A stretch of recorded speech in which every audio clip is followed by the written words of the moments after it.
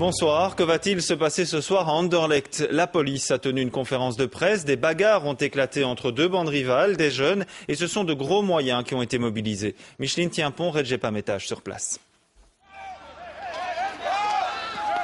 La situation dégénère très vite. Deux bandes rivales se battent sous les yeux des policiers qui interviennent pour séparer les plus turbulents. Place de Linde à Anderlecht, à 2 pas du stade Constant van den Stok, d'un côté des supporters d'un noyau dur, de l'autre des jeunes des quartiers alentours.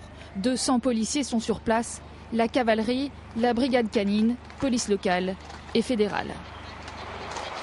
On a surtout des gens en profondeur qui observent ce qui se passe, qui observent les mouvements de gens éventuellement pour anticiper. Et puis en fonction de ces mouvements, si pour autant qu'il y en ait, on interviendra préventivement pour qu'il n'y ait pas de confrontation entre ces différents groupes.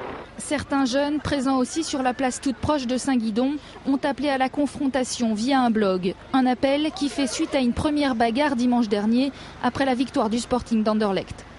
Il y a dans ces groupes, je vais dire, pas une unicité ethnique, donc les éléments racistes peuvent venir en sus, mais à la base, il y avait surtout, je vais dire, une lutte entre, je vais dire, quasiment clanique et de territoire entre des bandes qui veulent, je vais dire, montrer qui est le plus fort d'entre les deux. C'est un petit peu sommaire et bestial, mais bon, voilà, on en est là. Plus tôt dans l'après-midi, certains directeurs d'écoles toutes proches ont demandé aux parents de venir chercher leurs enfants. Ils ont été prévenus un par téléphone. Une simple mesure de précaution.